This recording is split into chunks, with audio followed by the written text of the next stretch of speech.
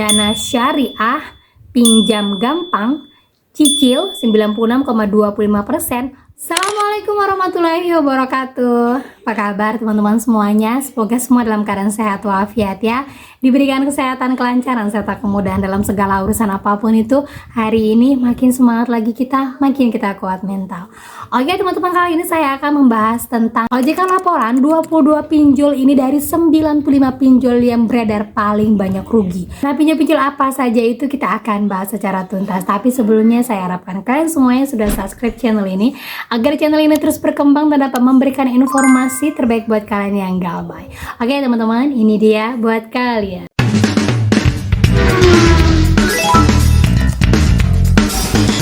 Oke teman-teman, sebelumnya banyak sekali informasi kepada saya. Ada pernyataan dari Ibu Kiki Frederika, ketua dari OJK, mengatakan bahwa kalau kita galbay, kita jangan lari, tapi kita minta restrukturisasi aja. Sebenarnya hal seperti ini kalau di lapangan sesuai nggak sih? Ya, debt collector gini, aku tuh banyak di komen tuh ya di sosmed gitu ya. Kan dibilang debt collector tuh sebenarnya aturannya khusus. Tapi pada bilang gini, terus apa yang dilakukan OJK? Pertama, kita punya regulasi POJK 22 itu udah strict banget ya. Tapi sebenarnya gini ya teman-teman ya, kenapa orang ketemu debt collector tapi nggak mau bayar kan? Dia nggak punya, misalnya dia berhutang tuh kendaraan misalnya, tiba-tiba kena PHK, nggak bisa bayar. Jangan lari, jangan kabur, jangan pindah alamat, jangan pindah kota dan lain. Itu dibilang konsumen tidak beretikat baik. Lebih baik datengin ke perusahaannya, Pak, Bu, saya lagi kena PHK misalnya gitu ya, bisa nggak saya melakukan restrukturisasi? Itu lebih bisa terima. Kalau misalnya POJK tidak kooperatif, laporin ke OJK, nanti akan dipertemukan. Nah, seperti komenan para teman-teman yang mengatakan bahwa pinjol hapus itu penyakit masyarakat. OJK harus investigasi POJK yang bunganya nggak benar. Jangan cuma cuap-cuap. Fungsi pengawasan OJK tidak berjalan. Masih banyak banget POJK yang nggak benar. Lalu DC nggak boleh ambil kendaraan di jalan. Kenapa OJK tidak bertindak ke POJK? Banyak teori saja. Nah, ini benar sekali ya. Kemudian lagi ada yang mengatakan jangan percaya, antara teori dan prakteknya beda. Suruh OJK pinjam dan sengaja nggak bayar, pasti nggak berani. Kenapa?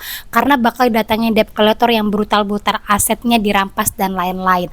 Nah, kalau aset ini berarti yang galbay di kendaraan biasa teman-temannya. Dan emang benar sekali, coba anggota OJK satu aja suruh pinjol terus nggak usah bayar, suruh nagih ke kantor, pasti datang debt collectornya, biar tahu debt collector itu seperti apa kerjaannya, gitu kan ya. Nah, itu dia teman-teman ya. Banyak juga yang komen di lapangan dengan pernyataan ibu ini sangat berbeda. Saya akui ini benar, karena banyak sekali teman-teman yang coba untuk mengajukan restrukturisasi tetapi ditolak.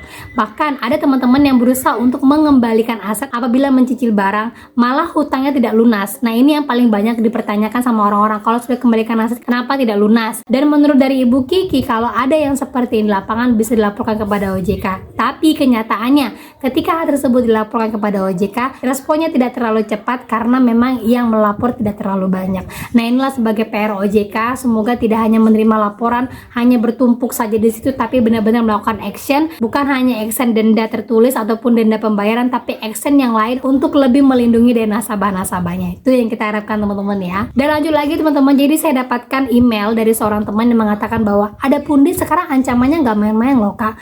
Sekarang itu sudah mulai pakai hukum. Emang benar sudah mulai berubah ya hukum dari pinjol sekarang menjadi pidana. Nah, seperti ini surat emailnya yang dikirim kepada teman saya dengan kategori surat peringatan kedua, mengatakan bahwa perusahaan kami PT Turnaron Aset Indonesia mengambil alih piutang Anda dari PT Adapundi sejak tanggal 28 Maret.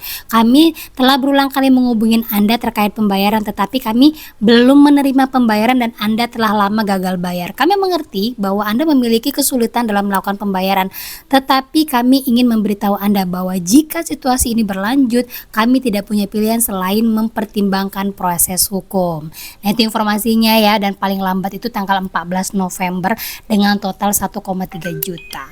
Nah, ini saya sampaikan tidak akan terjadi apa-apa dan tidak akan ada hukum yang bisa menjerat kita kecuali PT Turnaron Aset ini bisa membayar pengadilan untuk kita bolak-balik masuk dalam persidangan. Nah, itu dia teman-teman ya. Jadi saya sampaikan, mau itu kalian diarahin kepada pihak ketiga, mau pihak ketiga itu mengancam kalian bahwa hukum ini hukum itu, tetap sekalipun yang menagih pihak ketiga, hutang tetaplah jatuhnya perdata. Jadi nggak usah takut ya, mau informasi dialihkan ke ini, mau dialihkan yang ini, dijual kepada ini, terus mereka yang akan menagih. Tetap saja mereka tidak bisa membawa hukum kepada kita dan jatuhnya adalah tetap perdata. Perdata itu hukumannya adalah somasi dan peringatan, tidak akan bisa masuk ke dalam penjara, ataupun kalau mau dinaikkan ke persidangan yang membayar adalah pinjol. Yang menjadi pertanyaan, apakah pinjol mau bolak-balik membayar uang persidangan? Kan rasanya rugi ya kan? Nah, jadi jangan takut lagi dengan seperti itu, abaikan dan tidak usah dibaca-baca agar mental kalian tetap aman. Gitu ya. Nah, lanjut lagi teman-teman. Jadi informasi dari OJK, sekarang pinjol sudah resmi menjadi 95 pinjol ya. Sudah berkurang satu, yaitu Crowdy. Nah, informasi OJK per Oktober kemarin ada sekitar 22 pinjol yang merugi gagal bayar terbanyak. Bahkan 22 pinjol ini sedang diwanti-wanti OJK apakah bisa melanjutkan usahanya di tahun 2026 nanti. Sudah menjelang turunnya bunga pinjol dari bunga yang sekarang ini.